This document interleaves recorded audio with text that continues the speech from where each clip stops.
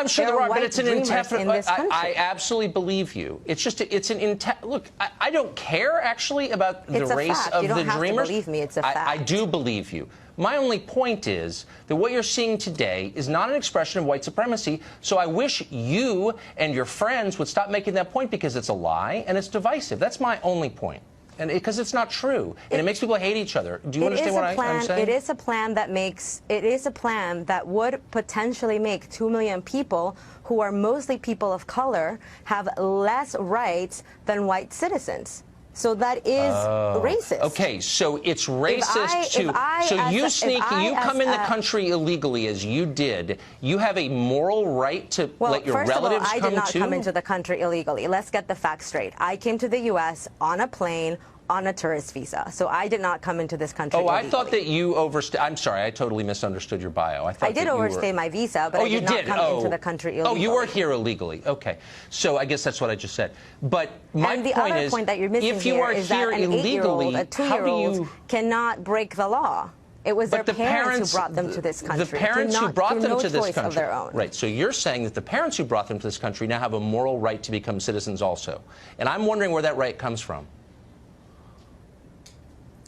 Listen, if I am now a U.S. citizen, and if I want my mother to be able to come visit me and to be able to come be with me as a United States citizen, I should have that right. You have that right, right? If you had a mother who lived in a different country, you would be able to sponsor her. So you sneak into the country, you bring your child, that child gets citizenship, and now you have a right to citizenship because you're the one who caused this problem, that parent, in the first place by bringing your child here illegally, but I have to, as a citizen, give you citizenship? How does that work exactly? No, but why should I be for that?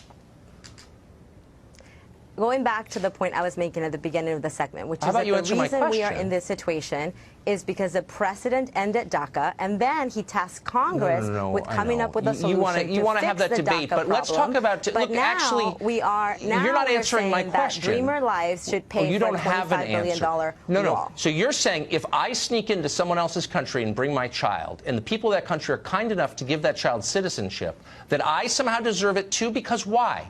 Why? That's a simple question. Why don't you give me a simple answer? I'm going to tell you why.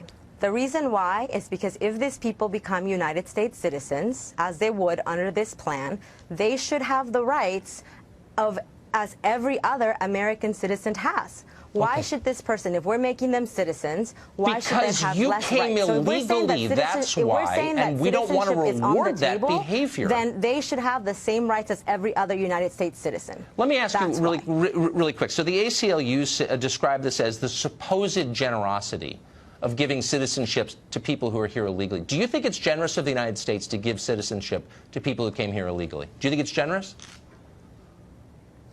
I think that we are trying to talk about two different things. Right? No, we're trying to talk about. I'm asking you a simple question. Do you think it's generous to give people who are here illegally citizenship? I don't think that it's generous to separate families and create second-class citizens. No, I don't. I don't know why we would bring in people who are not grateful for the privilege of being an American citizen. You're definitely in that category too. But by the way, thank you.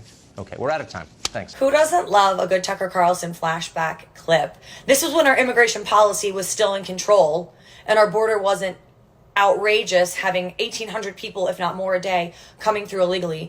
And Tucker was talking about when President Trump said for the DACA group, and you remember Obama gave about 1.8 million people who came here illegally basically a pathway to citizenship. And Trump had a whole program in place that said, I'll give you everything you want. But no. The left is so crazy that they got everything they wanted, but it's still not good enough because it was President Trump's idea and they didn't want to give him the credit. Now we have a border that is an absolute mess. Every state in America is now a border state. Every community in the United States is flooded with fentanyl. Crime is rising. We have all of these problems that are associated with an open border. And don't forget, there is a way to become an American citizen, and it's called to do it legally. And if you're willing to break the law to get here, you should have to pay the consequences for that. But in this administration, no, we don't do that. You see the bust migrants in New York City now have Xboxes, popcorn every night, coffee and tea all day, and 3 square meals a day that are culturally appropriate. Enough with this. We have to say it and say it boldly and loudly. If you come to this country illegally, you are a criminal. If I have a parking ticket and I don't pay that parking ticket, My car's going to get towed. That's a crime. Crimes and actions have consequences. That means for everyone, especially people who have come to our country illegally. Thank you, Tucker, for this flashback. Great clip. Doesn't get old.